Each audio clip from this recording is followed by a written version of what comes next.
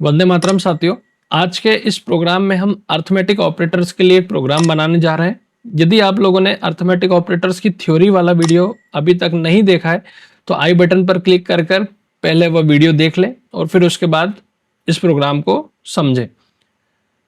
Arithmetic operators के अंतर्गत 5 operators आते हैं: प्लस, माइनस, मल्टीप्लिकेशन, डिवीजन और मॉड्यूलस।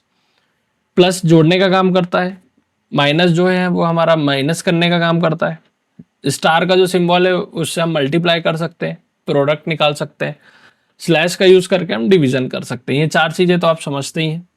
इसके बाद एक मॉड्यूलस जो होता है उसको हमने डिस्कस किया है हमारे थ्योरी वाले वीडियो में। मॉड्यूलस क्या करता है, हमको रिमाइंडर रिटर्न करता है। किसी डिवीजन के बाद हमारा जो शेष बचता है वो हमको मॉड्यूलस रिटर्न करता है। ठीक है, तो आइए हम अर्थमेटिक ऑपरेटर्स का एक प्रोग्राम बनाते हैं। इस प्रोग्राम में हम क्या करने वाले हैं, तो इस प्रोग्राम में मैं यहाँ पर क्या कर रहा हूँ, मैं यहाँ पे 3 वेरिएबल्स ले रहा हूँ, ए बी सी, जो हमने थ्योरी में भी डिस्कस किया था। ए की वैल्यू मैंने यहाँ पे 20 रखी है, बी की वैल्यू मैंने 10 रखी है और सी की वैल्यू मैंने 5 रखी है। ठीक है, आप चाहें तो देखिए यहाँ पर मैंने 20, 10, 5 मेरे मन से पहले ले लिया है। आप चाहें तो रन टाइम पर भी सी इन का यूज करके यूजर से वैल्यू इनपुट करवा सकते हैं ना। यहाँ पे मैं अपनी तरफ से पहले से ही वैल्यू लेके चल रहा हूँ।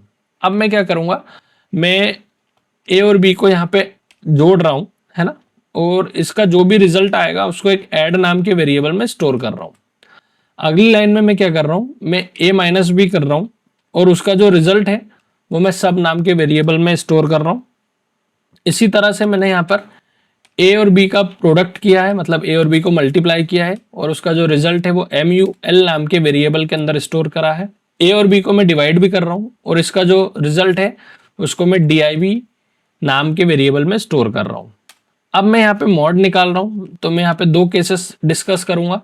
तो मैंने सबसे पहले यहाँ पे क्या किया है, ए का मॉड निकाला है बी के साथ, मतलब बी से उसको डिवाइड किया है और इसके आंसर को मैं मॉड 1 के अंदर स्टोर कर रहा हूँ और एक और बार मैं मॉड निकाल रहा हूँ, मैं यहाँ पे निकाल रहा हूँ सी का मॉड बी के साथ, है ना। और मैं इसको यहाँ पर क्या कर रहा हूँ, मॉड 2 नाम के वेरिएबल के अंदर स्टोर कर रहा हूँ।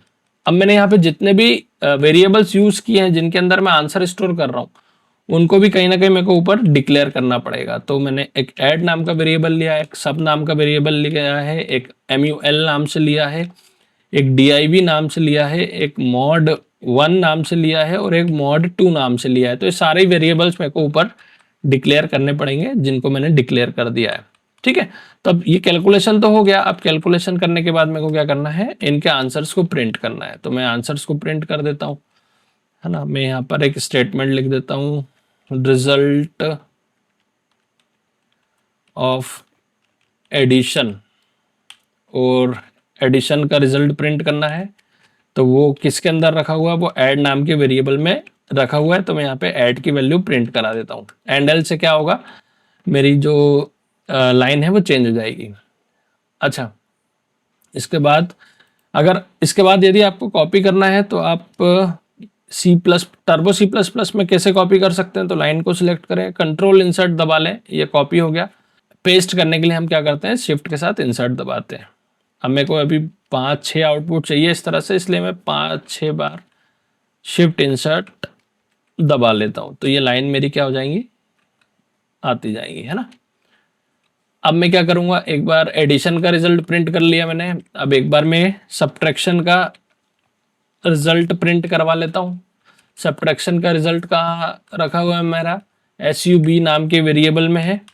इसके बाद में मल्टीप्लिकेशन का रिजल्ट प्रिंट करा लेता हूँ। मल्टीप्लिकेशन का रिजल्ट कहाँ रखा हुआ है, MUL नाम के वेरिएबल में रखा है।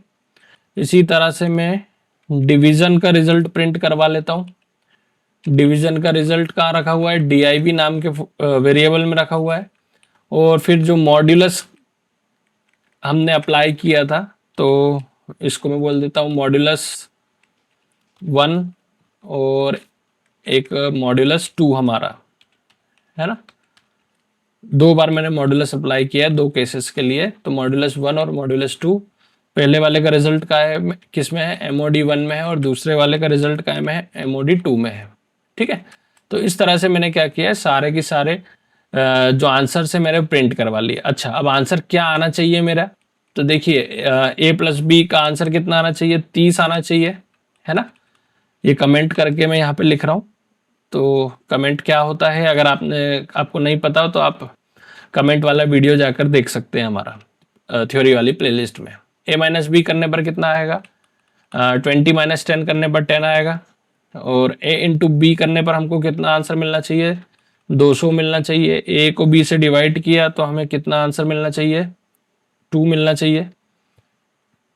और हमने 2 बार मॉड्यूलस अप्लाई किया है, तो a मॉड्यूलस b करने पर हमको क्या मिलना चाहिए, 0 मिलना चाहिए। और c मॉड्यूलस b पर, तो जब देखिए आगे वाला नंबर जब छोटा है तो वही का वही हमारा आंसर होता है। तो c छोटा है b से, इसलिए हमको आंसर क्या मिलेगा, 5 मिलेगा। मतलब मेरे को 30, 10, 200, 2, 0, 5 ये आउटपुट में आना चाहिए।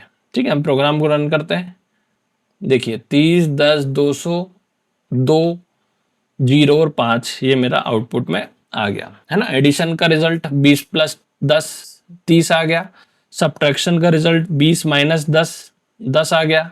मल्टीप्लिकेशन का रिजल्ट 20 इंटू 10 200 आ गया। डिवीजन का रिजल्ट 20 डिवाइड बाय 10 2 आ गया। और मॉड्यूलस जो हमने निकाला था 20 का मॉड्यूलस 10 से, तो 20 को 10 से डिवाइड करेंगे तो रिमाइंडर कुछ नहीं बचेगा, तो रिजल्ट उसका 0 आ जाएगा। और जो सेकंड मॉड्यूलस हमने निकाला था, इसमें हमने क्या किया था, 5 का मॉड्यूलस किया था 10 से, तो 5 छोटा है, इसलिए रिजल्ट जो है हमारा वही का वही रहेगा। ठीक है, तो आई होप आप लोगों को ये प्रोग्राम समझ में आया होगा। यदि इस प्रोग्राम में आपको कोई डाउट हो तो आप कमेंट करके पूछ लें। और यदि ये प्रोग्राम आपको पसंद आया हो तो इस हमारे वीडियो को लाइक कर दें, हमारे चैनल को सब्सक्राइब कर लें और हमारे टेलीग्राम चैनल को ज्वाइन कर लें, ताकि आपको आने वाले वीडियोस की जानकारी मिलती रहे और साथ ही सारे नोट्स भी मिलते रहे। मिलेंगे फिर से अगले वीडियो में, तब तक के लिए बाय बाय, वंदे मातरम।